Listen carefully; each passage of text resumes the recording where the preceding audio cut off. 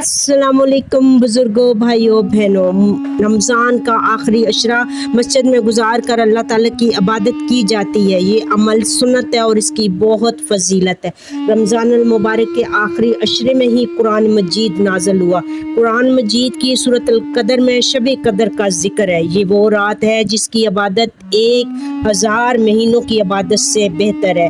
नबी करीम सल्लल्लाहु अलैहि वसल्लम ने फरमाया कि लैलतुल कदर रमज़ान अल मुबारक के आखिरी अशरे की ताक रातों में तलाश करो।